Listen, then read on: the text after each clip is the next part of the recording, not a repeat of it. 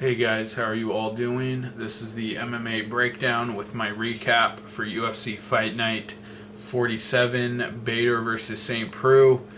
I haven't done a recap in a while. Missed my recaps for UFC Fight Night Dublin and Fox 12. Didn't do my recaps for either of those. Probably won't get around to doing that. But we're still fresh off of Bader versus St Preux just a couple of nights ago. So we're going to recap this. I did miss a lot of picks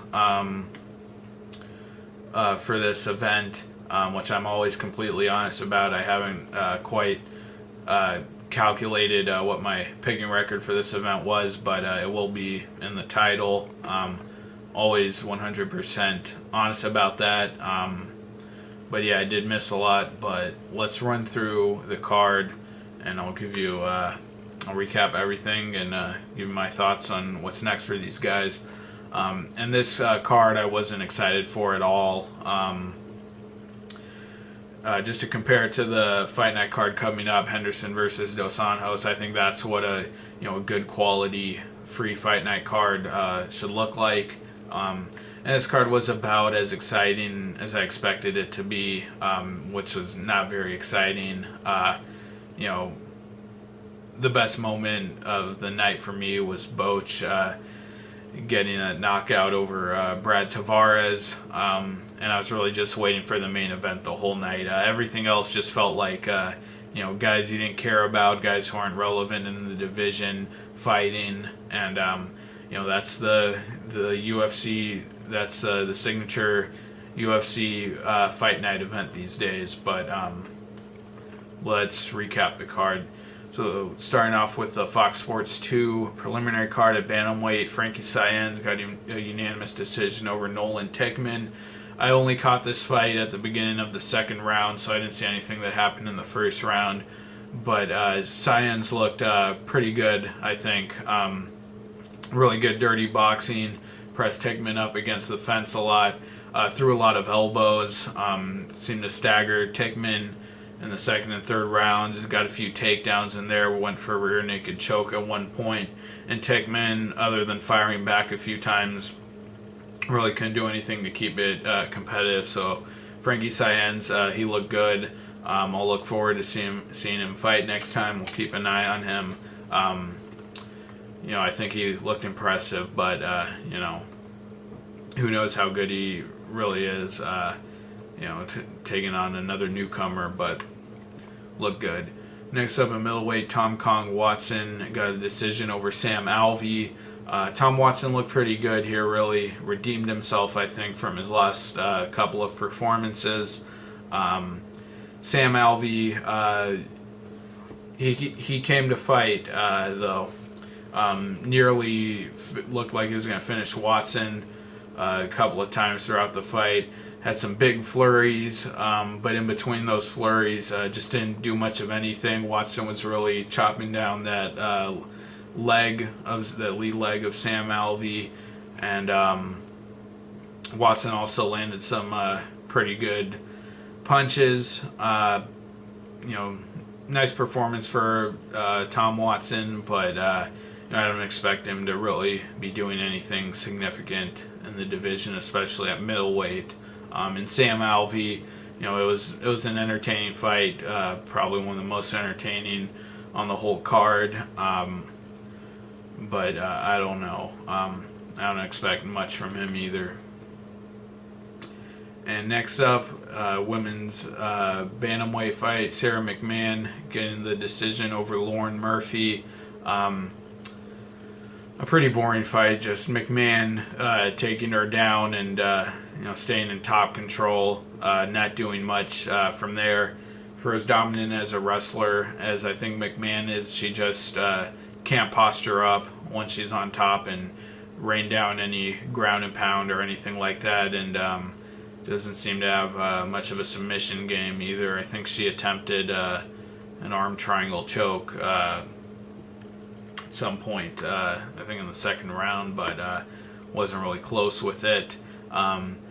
And after McMahon lost to Rousey, I thought a rematch would be competitive. But seeing how she just gets stuck in her opponent's half guard, I think Rousey, even if McMahon got her down, I think Rousey would submit her quickly. So not excited to see that rematch again. And Lauren Murphy, we can't really tell anything about her from this fight. And moving on, the last fight on the Fox Sports 2 prelim card, UCA Formiga, again the decision over Zach Makovsky. I really expected Makovsky to do better here. I thought he was going to be stronger in the scrambles, but it was Formiga with his jiu-jitsu game, his ability to take the back, won the scrambles and out-grappled Makovsky. I gave Makovsky the third round, was able to get on top, but couldn't do anything with it. Formiga moves on. He deserves a better guy. I think the perfect opponent for him would be Dustin Ortiz, another guy who, a dominant grappler, who's on a win streak. I think those two should fight for, number one contender status. But Formiga, I still don't think he has anything for the top guys. I mean, he just got the fight with John Dodson wasn't that competitive. Dodson didn't knock him out till the third round. But then against Joseph Benavidez, Benavidez just destroyed him easily in the first round. So I don't think he has anything for Demetrius Johnson or the top guys, but good win for him. Everyone was saying Makovsky should have gotten the title shot over Chris Cariaso. I think he showed here he wouldn't have had anything for Demetrius Johnson. Moving on to the Fox Sports 1 main card at featherweight, Thiago Tavares with a really dominant performance over Robbie Peralta. Just got him down, got back mount, was pounding away on his head, and secured that rear naked choke. This is another one I got wrong. I picked Peralta. I thought Peralta really turned a corner in his last fight with his win over Honey Jason. But here again, looked very helpless on the ground, just like he did against Esteban Payan. And Tavares, I think, looks strong at featherweight. His debut at featherweight here, but he also, this fight looked really similar to the Justin Salas fight. And I want to see Thiago Tavares fight a good guy next. Dennis Seaver doesn't have a fight, I believe. I think that would be a really great matchup and would really tell us if Tavares is top contender at featherweight. So excited to see what he can do next. Next up, at heavyweight, Sean Jordan finished Jack May in the third round by TKO. I saw someone on Facebook saying that Sean Jordan, great performance, and he thinks he can really be a force at heavyweight. I think that's just crazy. I didn't even think Sean Jordan looked that good here. He still got his eye busted up. Really wasn't dominant until that third round. On the feet, just didn't have the reach at all. Looked a lot slower than Jack May, and had to get those takedowns in the third round to get the win. Sean Jordan is a guy I was high on when he beat Pat Barry, and he had good performances. The finish of Mike Russo I thought was pretty good, but those last two fights, getting knocked out in the first round by Gonzaga and who's the other guy? I can't even. Mitrione. He's not going to be doing anything at heavyweight, and I think his body type does not suit him well at heavyweight at all. I think he's just a little too short, reach, and he's not a guy like Daniel Cormier, who's kind of short and stocky. He's not explosive like Cormier at all, and I don't think he could fight at light heavyweight. I think that's out of the question. So, I don't think he's really going to do much going forward. But the heavyweight division is novel. You just kind of mix and match guys there for fun fights. And outside of Kane and Dos Santos and a couple of other guys there at the top, really at heavyweight, there's not a lot that's very meaningful. Jack May, second loss in a row. To me, hasn't done anything to indicate that he's UFC caliber. And moving on, welterweight fight. This was a really sad fight for me. Seeing a newcomer, Alan Jouban, knocking out Seth Basinski. Basinski did drop Jouban before getting knocked out. But it was a firefight, both guys going back and forth, and Jouban was able to connect and put him out cold. Basinski, veteran of Tough 11, and has just been clawing his way through the division, fighting all kinds of guys, fighting top guys like Matt Brown and Thiago Alves in his last fight, and fighting guys at the bottom of the division. Has had nice performances, but over his last few fights, just hasn't seemed to really been improving or developing, and getting knocked out by a newcomer, Alan Jouban, not a good sign. His second pretty brutal knockout loss in the UFC, the other one coming against Brian Melanson. So unfortunately, I think that's kind of the end of the road for Basinski.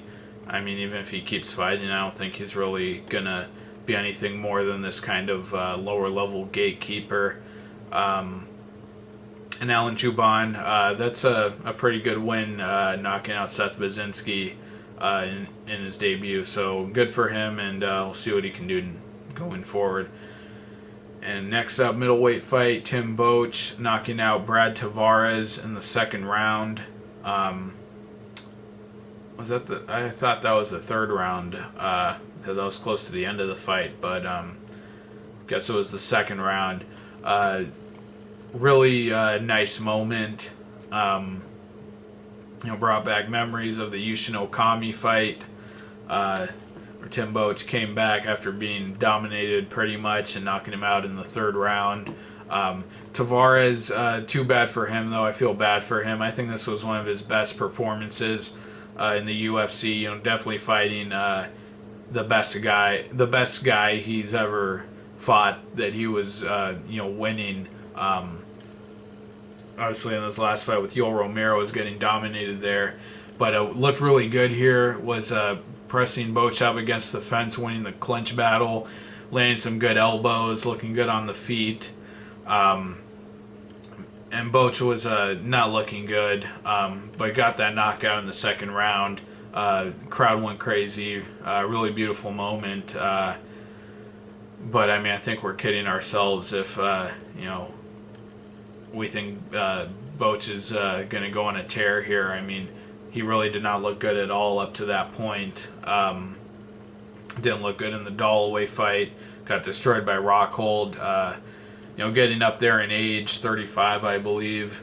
I don't think Boetsch is going to do much, but it was nice to see him have that moment. And Brad Tavares, two really tough losses in a row. But I think he showed improvement here, showing some new skills with the dirty boxing and the clinch work. So I think if he continues to fight with that approach, I think he can still improve and do well. In the co-main event, the lightweight Ross Pearson knocking out Gray Maynard in the second round, pretty much as I expected. Although Gray Maynard, I did score that first round for him, got some takedowns, landed some shots of his own. In that second round, Ross Pearson connected, put him out. And I said this in my predictions video.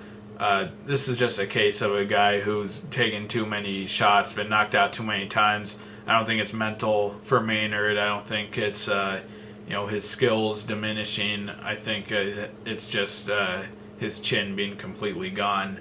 And Ross Pearson, good win for him. I'm still not sold on Ross Pearson, though. And I have to say, I don't know if this knockout version of Ross Pearson is any better than the guy who took on Dennis Seaver and got robbed against Edson Barboza. He's really changed his style. He used to be a really high volume guy, real pressure striker, and now he seems to be more of a counter striker, more on the defensive with his striking, but with knockout power. But that win he had over Dennis Seaver, that's one of my favorite fights, performances of all time. I just thought his striking looked really great in that fight. And, the guys that he's knocked out lately, Ryan Couture, George Soteropoulos, and Gray Maynard, I don't think that really tells us much. He is a good fighter. I'm not saying he's not, but I definitely think he deserves a better guy next to step up. But he's gonna have to have a performance like this against a better guy for me to really be convinced that he's a top lightweight. And Maynard,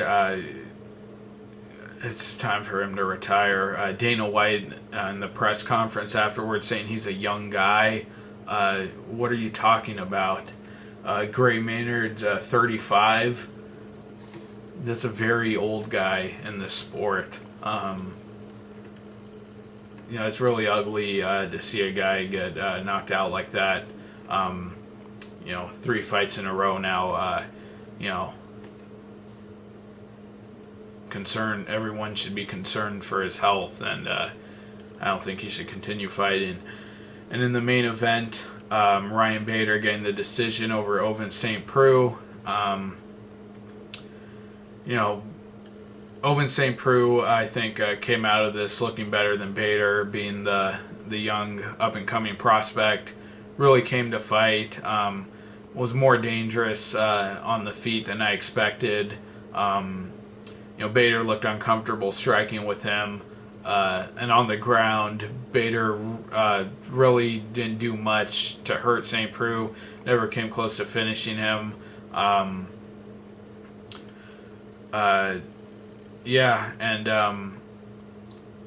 the feet, St Preux just looked pretty good. Seems to be developing his own kind of funky striking style. And, Bader ate some hard shots. He landed some, but really just won with the cardio and the work ethic. But just barely getting by St Preux like that, I don't think Bader really has much for the top guys, unfortunately. But St Preux, I do expect him to continue to get better. Still a really green guy in the UFC. And I think, with the fights he's had, only a handful, he's really shown a lot of improvement and really put up a good fight. I thought competed very well against Bader, so I expect him to get better. And Bader, like I said, who does he fight next? I don't know. Everyone's tied up at light heavyweight now. I always wanted to see him fight Phil Davis. I thought that would be a really good fight to see who the better collegiate wrestler turned MMA fighter is. And if Phil Davis can beat Teixeira, which I don't think that's going to happen at all, I'd like to see him fight Bader. But other than that, I guess Bader just kind of has to wait for the dust to settle. But anyway, that's my recap for UFC Fight Night 47, Bader versus St Preux. Thank you for watching, guys. I appreciate it. Check out my picks for Fight Night 48 and 49, Bisping versus Lee, and Henderson versus Dos Anjos. Thank you, guys. Take care, and I'll see you next time. Bye.